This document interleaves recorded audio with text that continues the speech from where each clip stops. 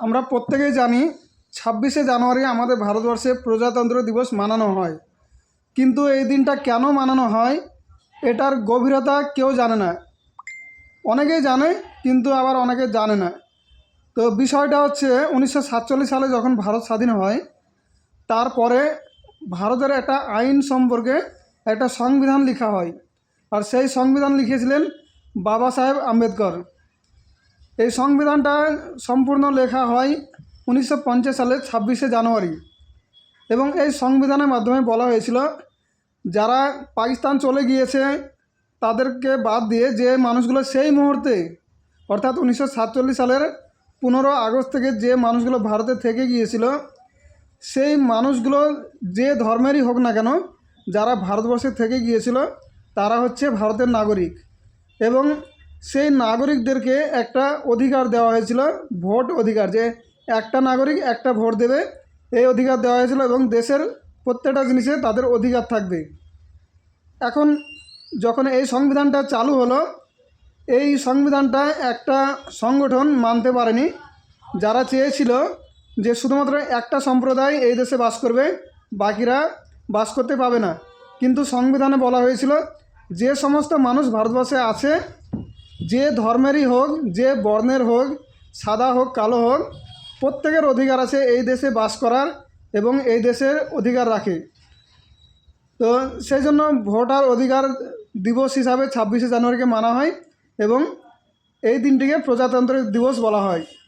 কিন্তু আমাদের ভারতবর্ষে যে বর্তমান ইলেকশন কমিশনার, ইনি চক্রান্ত করে ভারতবর্ষের ভোটারদের কিভাবে নাম কাটা যায় সেই জন্য একটা প্রক্রিয়া নিয়ে এসেছে, যার নাম হচ্ছে SIR।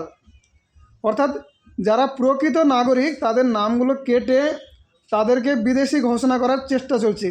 অথচ এই মানুষগুলো তাদের জন্মগত, তাদের বাপদাদা সাত গোষ্ঠী এই দেশেই বসবাস করছে।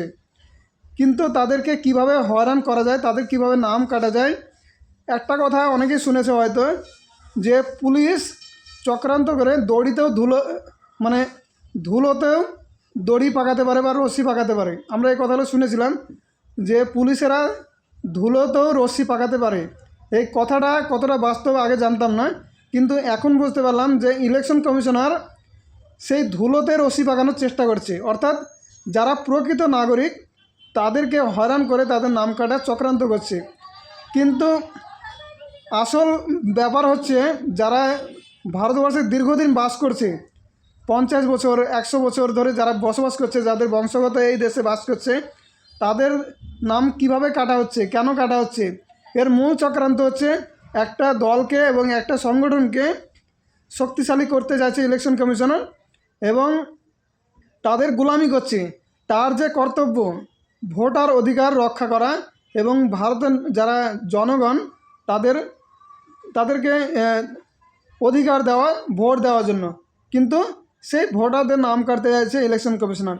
অর্থাৎ এই স্বাধীনতার পরে আজ পর্যন্ত যতগুলো প্রজাতন্ত্র দিবস হয়েছে তার মধ্যে আমার মনে বলে যে সবচেয়ে দুঃখজনক প্রজাতন্ত্র দিবস ছিল এই 2026 সাল। এর মূল কারণ হচ্ছে ইলেকশন কমিশনার, যারা এই দেশে SIR নামে মানুষকে বিভিন্ন পর্যায়ে বিভিন্ন নিয়মে হয়রান করছে এবং যে কোনো পদ্ধতিতে হোক কিভাবে নাম কাটা যায় তার পুরো পরিকল্পনা করে উঠে পড়ে নেমেছে।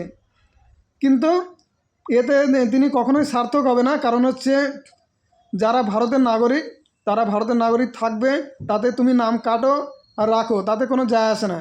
কারণ হচ্ছে আমাদের জন্ম এই দেশেই, আর আমরা এই দেশের মাটিতেই মরব এবং আমরা এই দেশের মাটিতেই দাফন হব, অর্থাৎ কবর হব।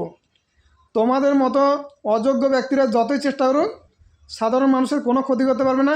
হয়তো কিছুটা হয়রান হচ্ছে, কিন্তু উপরে আল্লাহ বসে আছে, যিনি সব দেখছে এবং আমাদের মতো সাধারণ মানুষকে রক্ষা করবেন ইনশাআল্লাহ।